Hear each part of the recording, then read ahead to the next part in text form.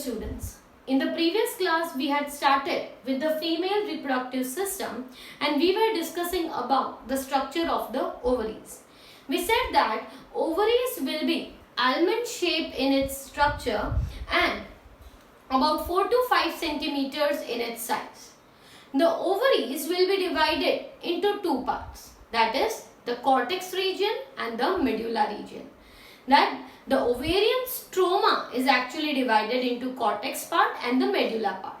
In the last lecture we had started that a oogonia will be dividing by mitosis and it will give rise to a primary oocyte, right? So in the female ovaries, the oogonia, in the female ovaries there is presence of the oogonia.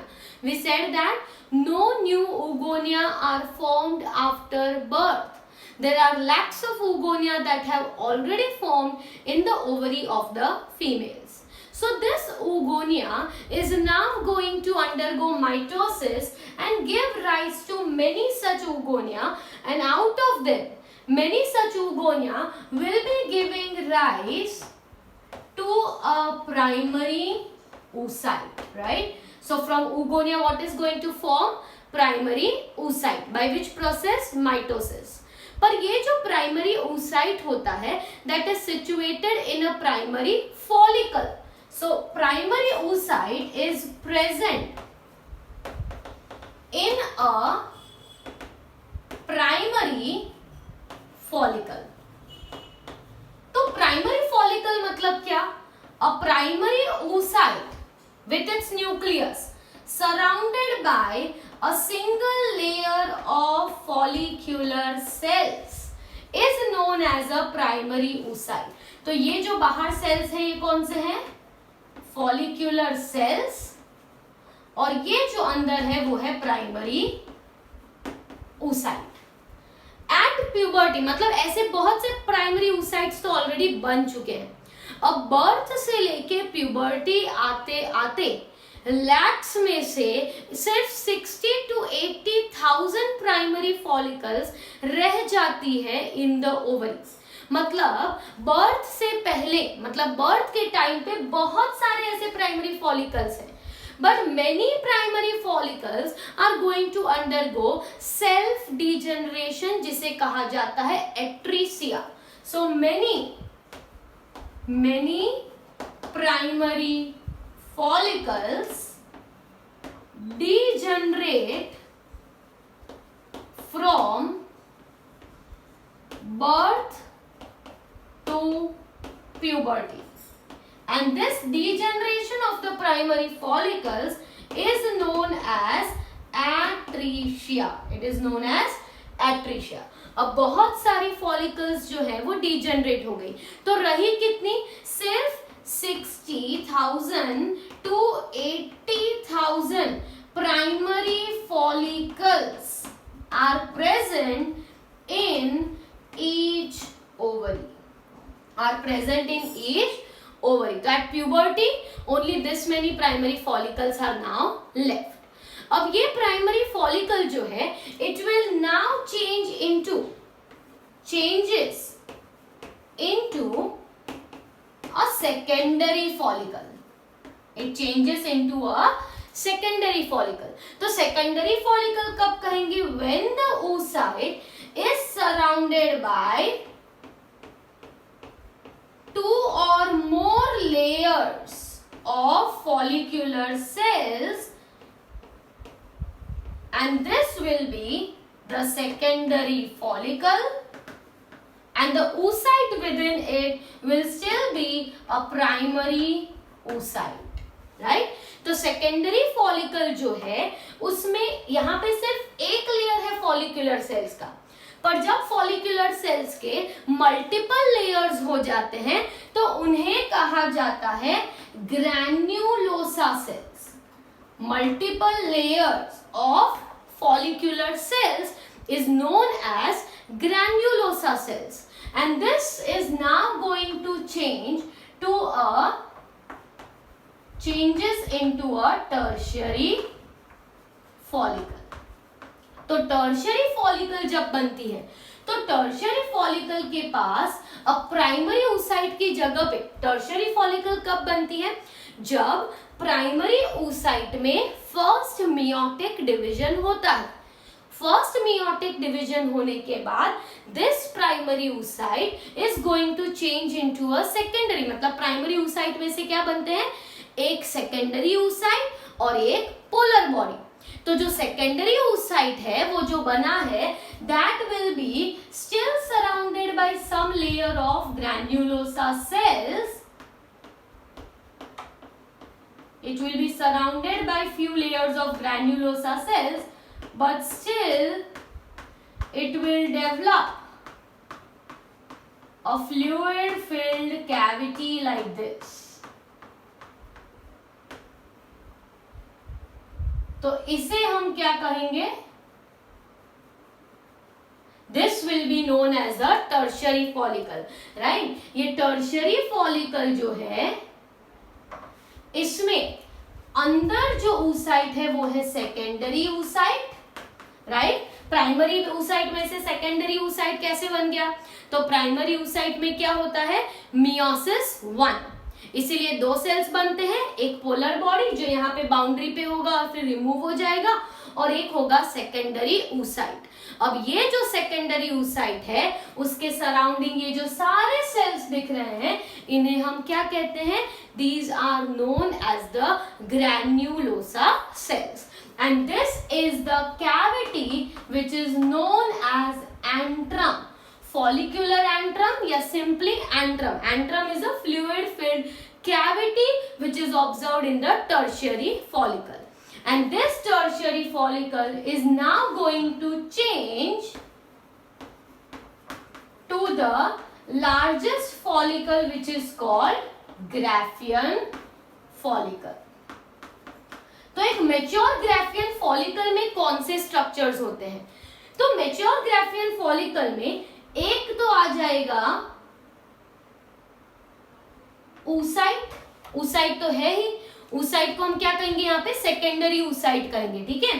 अब oocyte के surrounding ही एक thin सा layer होता है और इस layer को कहा जाता है zona pellucida, it is known as zona pellucida.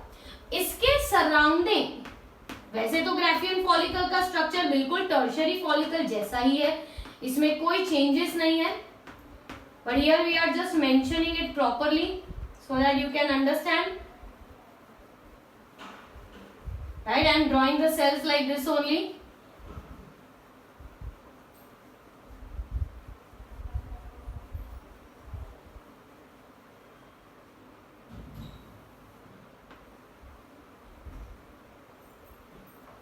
अब इतना तो स्ट्रक्चर हमें पता है, राइट। इसके अलावा here there will be still few more layers like this, and outside there is one more layer like this.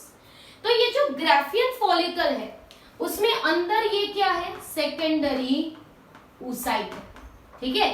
Graafian follicle में भी क्या होता है, सेकेंडरी oocyte है, क्योंकि मियोसिस 1 ही होता है, after which the whole process of formation of the egg is going to halt. Meiosis 2 तभी ही होता है जब फर्टिलाइजेशन होता है, otherwise meiosis 2 does not take place, only meiosis 1 होता है और साइकिल स्टॉप हो जाती है।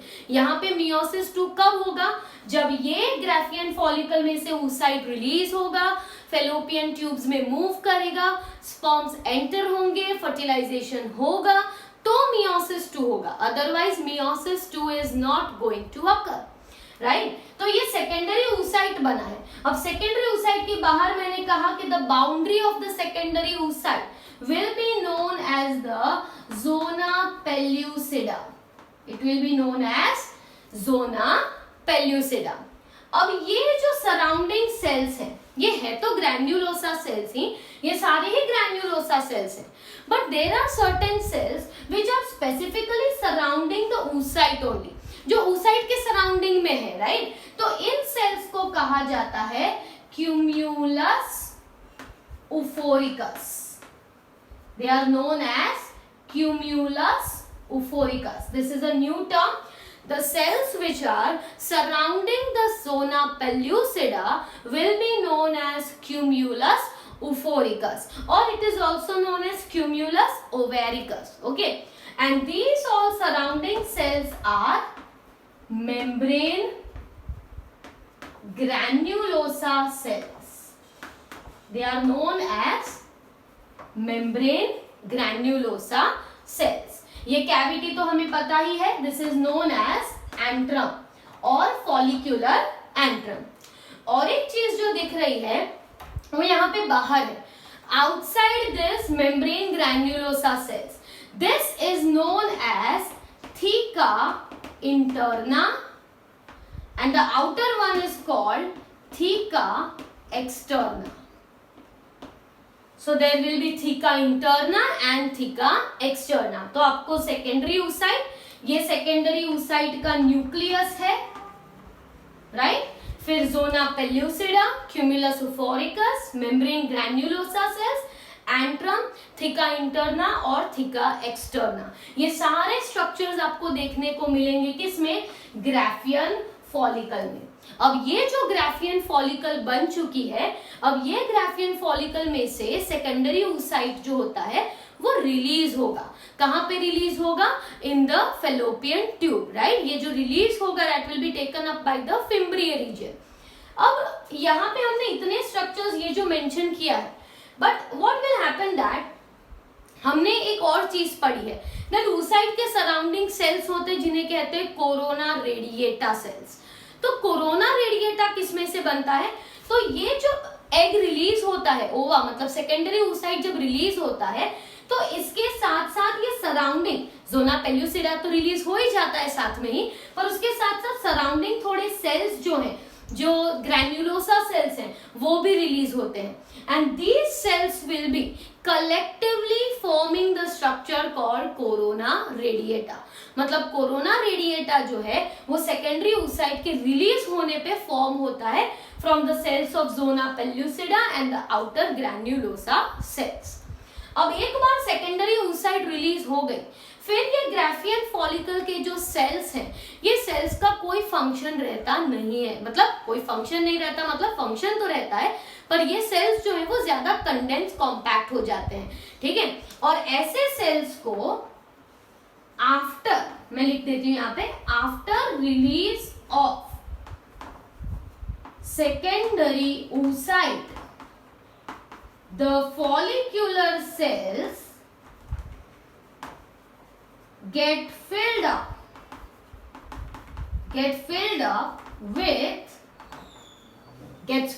with a yellow fluid जिसे कहा जाता है ल्यूटिन.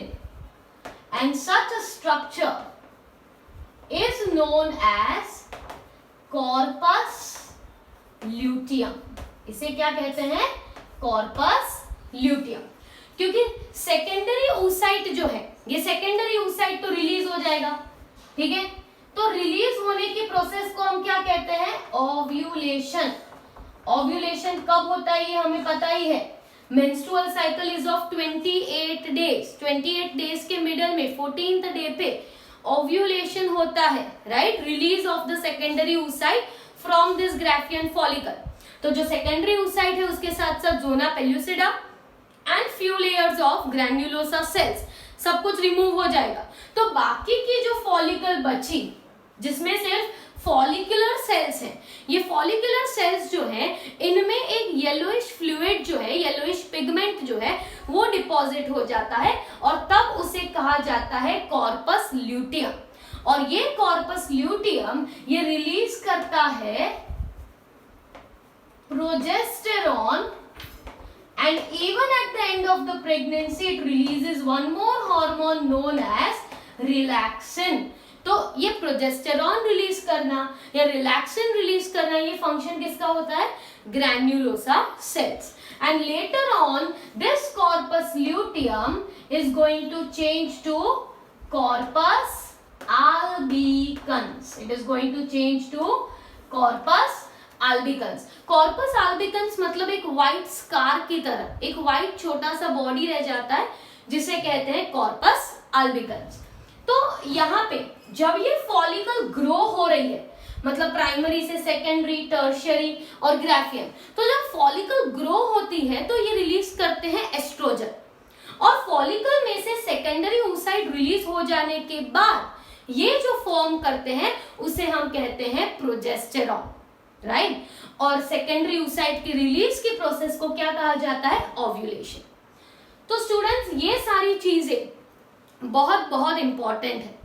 अब हम देखते हैं कि हमने इतनी तो बात कर ली कि ये ओवरी के बारे में डिटेल में बात करते हैं. अब फीमेल रिप्रोडक्टिव सिस्टम में और कौन से स्ट्रक्चर्स होते हैं? There is presence of the structures like the first structure that is oviduct. तो इसके बारे में हमें ज्यादा डिस्कस करने की जरूरत नहीं है. ओविडक्ट जो है, oviduct will be carrying the ओवा. ओविडक्ट 10 to 12 सेंटीमीटर्स लॉन्ग होता है साइज में, और ओविडक्ट के पार्ट्स होते हैं. सबसे पहला जो स्वोलन ट्रम्पेट लाइक स्ट्रक्चर होता है उसे कहते हैं इनफंडिब्यूलम. इनफंडिब्यूलम में फिंगर लाइक प्रोजेक्शंस होते हैं जिन्हें कहा जाता है fimbriae. So first region is called infundibulum and it is having the associated fimbriae which will be catching up the ova. From the infundibulum there is another enlarged wide region called ampulla. From the ampulla the next region that is present will be the isthmus part and the isthmus ends into the uterine part. तो ऐसे करके oviduct में 4 reason है. सबसे पहला जो egg को receive करता है that is known as the infundibulum. Then after is the swollen somewhat वाइडेड part which is called ampulla. Then after is a very narrow region called isthmus and the last part is called uterine part which opens into the uterus. The next female reproductive structure is the uterus. तो uterus में, uterus is an inverted pear shaped structure.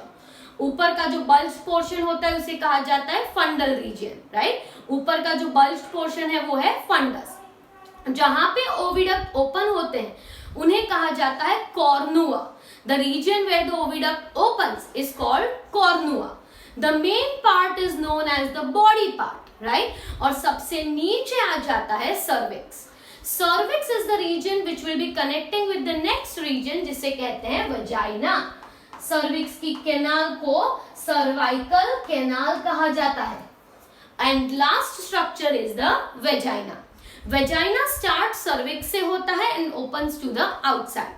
Vagina about 10 centimetres long होता है, काफी flexible होता है, और vagina के अंदर जो इंसेमिनेशन प्रोसेस होता है उसमें स्पर्म्स को वेजाइना में रिलीज किया जाता है. वेजाइना के ओपनिंग को वेजाइनल ओरिफाइस कहते हैं, जहां से मेंस्ट्रुअल फ्लूइड रिमूव होता है, या तो फिर आप बोल सकते हो कि जो इंसेमिनेशन है वो भी यहीं पे होता है. In the next lecture we will talk about the external genitals, right. आपने ओविडक्ट, यूट्रस और वेजाइना के बारे में हमने ऑलरेडी पहले डिस्कस कर लिया हुआ है, right. So I have just given a brief account on those things, and rest of the structure that is very essential to understand, that you will have to understand from here.